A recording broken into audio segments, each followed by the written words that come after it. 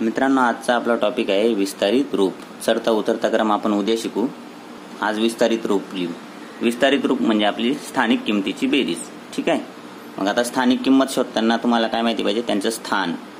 आता ही 4 अंकी संख्या आहे ना, मग 4532 म्हणजेच किती, 4500, 3 दशक आणि 2 एकक. ठीक आहे. म्हणजे हे झालं एकक स्थान, मग दशक, हे शतक आणि हजार. मग 4500, 3 दशक आणि 2 एकक असं. ठीक आहे. मग याचं विस्तारित रूप असं लिहिणार, 4000 म्हणजे 4000 रुपये लिहायचे, 5 शतक म्हणजे 500, 3 दशक म्हणजे 30 आणि 2 एकक म्हणजे 2. म्हणजे बघा, एकक म्हणजे सुट्टे घ्यायचे, दशक म्हणजे 10च्या नोटा पकडा, 10च्या नोटा 3 नाहीत म्हणजे 30 रुपये झाले. शतक म्हणजे 100ची नोट घ्या, 100च्या 5 नोटा 500 झाल्या. आणि हजार म्हणजे 1000ची नोट घ्या, 1000च्या किती नोटा आहेत, 1000च्या जागी 4 आहे म्हणजे 4000च्या नोटा, 4 नोटा 1000च्या म्हणजे 4000. ठीक आहे. तसंच आता हे त्यांनी खाली उदाहरण दिलं. आता आपण उदाहरण सोडून घेऊया. लगतची मागची आणि पुढची संख्या. मागची आणि पुढची संख्या शोधताना काय करायचं, मागची संख्या म्हणजे 1 वजा करायचा त्याच्यात. मग 1 वजा करताना नेहमी काय करायचं, त्यांनी सोडून दिलं बघा. 1 जर वजा केलं ना, फक्त आपण काय करायचं, शेवटचं जे आहे एकक स्थान त्याच्यातून 1 वजा करून टाकायचं. बरोबर. मग 6895 मधून 1 जर गेला तर काही 6894. बघा, 5चा 4 झाला म्हणजे 1 ने कमी झाला. आणि पुढची संख्या म्हणजे त्याच्यात मिळवून टाकायचं 1. तर 6800 हे पुढचे 3 तसे राहतील आणि 5चा काय होईल, 6. ठीक आहे. तसंच परंतु आता इथं लक्षात ठेवायचं, आता 1999 आहे. बरोबर. मग याच्यामध्ये जर 1 वजा केला आपण तर फक्त हे पुढचे तसेच लिहायचे. 1999चा काय होईल, 1 ने कमी केला तर 8 होईल. परंतु 1 जर मिळवला आपण, आता इथं जर 1 मिळवला, 9चा 10 होऊन जाणार आहे. तर मग आता 10 ने लिहू शकत आपण तिथं. ठीक आहे. तर काय करायचं, 1 मिळवायचा म्हणजे काय करायचं, 1999 मध्ये 1 मिळवायचा असा. ठीक आहे. मग जर बेरीज केली आपण, 9 ने 1 10 हातच्याला 1, 9 ने 1 10 हातच्याला 1, 9 ने 1 10 हातच्याला 1, 1 आणि 1 2 म्हणजे किती झाले, 2000.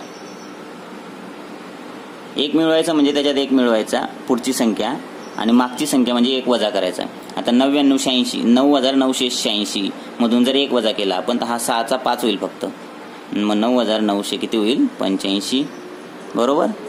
आता याच्यात जर 1 मिळवला आपण म्हणजे पुढची संख्या लिहिण्यासाठी, तर 9986चं काय होईल, 87. ठीक आहे. आता 6000 मधून जर आपण 1 वजा केला तर इथं तुम्हाला जर आलं नाही तर इथं तुम्ही लिहू शकता 6000 वजा 1. आता 10 शून्यातून 1 जात नाही, मग हा याच्याकडून उसने गेली, याच्याकडे नाही, मग हा याच्याकडे जाईल, हा याच्याकडे नाही, मग हा 6कडे जाईल. मग 6 काय देईल याला, 1 दशक देईल, मग तो झाला 10. बरोबर. मग हा 10 याला देईल, मग याच्याकडे उरले फक्त 9, मग याच्याकडे झाले 10. मग 10 मधून हा परत याला देईल, मग याच्याकडे उरले 9, मग याच्याकडे झाले 10. मग 10 मधून 1 गेला 9, हा 9चा 9, हा 9चा 9, हा 6 ने याला 1 दशक दिला तर म्हणून याच्याकडे फक्त 5 राहिले. मग 5, मग किती झाले, 5999. 5999. तोंडी केलं तर चांगलंच आहे ही गोष्ट. 6000 मधून 1 गेला म्हणजे 5999. आता पुढची संख्या म्हणजे 6000 मध्ये 1 मिळवायचा. मग आता 0 आहे ना, 1 त्यात इथं फक्त 1 होईल, 600. हा शून्याचा काय होईल, 1 होऊन जाईल जर मिळवला तर 6001 रुपये होतील. आता आपण म्हणजे या संख्या आहेत तर रुपयाच्या भाषेत लवकर समजतं म्हणून रुपये म्हणतोय मी. आता 43687. जर याच्यातून आपण 1 वजा केला तर 7चा काय होईल, 6 होऊन जाईल. मग 43687चं काय होईल, 86. आणि 1 मिळवला तर या 7चा 8 होईल. मग 43687चं काय होईल, 88. तसंच इथं पण एक मागची संख्या म्हणजे 1 वजा होईल म्हणजे 6चा 5 होईल, 88725. आणि मिळवला म्हणजे पुढची संख्या जर 1 मिळवला त्याच्यात तर 6चा 7 होईल, 88727. आता 9001 मधून जर 1 वजा केला आपण मागची संख्या लिहिण्यासाठी तर 1चा 0 होऊन जाईल. मग 9001चं काय होईल, 9000. हे पुढचे 3 तसेच ठेवायचे आणि 1चा 0 करायचा. आणि इथं 1 जर मिळवला पुढची संख्या तर पुढचे हे 3 तसेच ठेवायचे, 900 आणि 1चा काय होईल, 2. 9001 मध्ये 1 मिळवला तर 9002 रुपये होतील. ठीक आहे. म्हणजे लगतची मागची आणि पुढची संख्या शिकलो. आता आपण विस्तारित रूप लिहू. विस्तारित रूप लिहिताना बघा आधी त्यांचं स्थान लक्षात घ्यायचं. हे बघा इथं 4 अंकी आहे ना, मग हे 5 बरोबर, 7 दशक म्हणजे 70, 100च्या 4 नोटा म्हणजे 400 आणि 1000च्या 5 नोटा म्हणजे 5000. ठीक आहे. इथं आपण शेवटून लिहूया म्हणजे चुकणार नाही. 1 सुट्टा म्हणजे 1, 10च्या 0 नोटा आहेत म्हणजे 0 रुपये. 1 इथं 100चं आहे ना, तिसरं स्थान 100चं असतं म्हणजे 1 100ची नोट म्हणजे 100. हे चौथं स्थान आहे डावीकडून, तर 3000, 1000चं स्थान आहे. 1000च्या 3 नोटा म्हणजे 3000 आणि 5वं जे स्थान असतं ते 10,000 म्हणजे 10,000. 10,000 किती वेळा घेतले आपण? 6 वेळा, म्हणजे 60,000 झाले. ज्याला समजत नसेल त्याने काय करायचं, हा 6 दिसतोय की नाही, 6च्या पुढे किती अंक आहेत? 4, मग 4 शून्य ठेवून द्यायचे, असं करायचं. आता एक उदाहरण तुम्हाला सांगतो. इथं बघा 0 एकक, 0 दशक, 0 शतक आणि 1000 किती वेळा आहे? 9 वेळा, मग 9,000. ठीक आहे. आता बघा हे उदाहरण तुम्हाला सांगतो. 0 जर राईट कडून सुरुवात करायची असेल, बघा इथं 6 दिसतोय की नाही, मग इथं 6 लिहायचे. ठीक आहे. त्याच्यावर किती अंक आहेत पुढे? 1 2 3 4, मग 4 अंक ठेवून द्या. मग त्याची स्थानिक किंमत किती झाली? 60,000.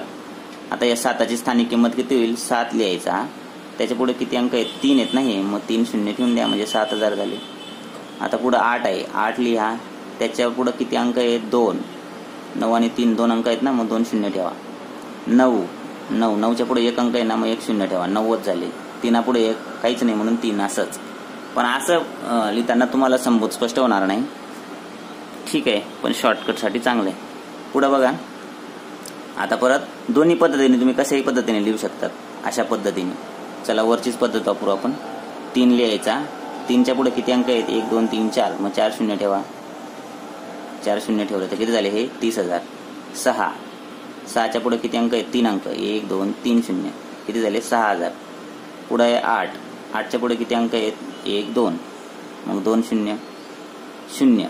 इथं 0 किती वेळा लिहिलं तरी काय फरक पडत नाही, एकच वेळा लिहायचा. आणि इथं 1, तो 1च्या पुढे काहीच नाही म्हणून 1, म्हणजे ही त्यांच्या स्थानिक किमतीची बेरीज, म्हणजेच काय म्हणतात त्याला? विस्तारित रूप. ठीक आहे. या सर्वांची बेरीज जर केली आपण तर एवढी येणार. या सगळ्यांची बेरीज जर केली तर एवढी येणार. म्हणजे दोन्ही बाजू सारख्याच आहेत त्या. असं लिहिलं काय आणि असं लिहिलं काय. ठीक आहे.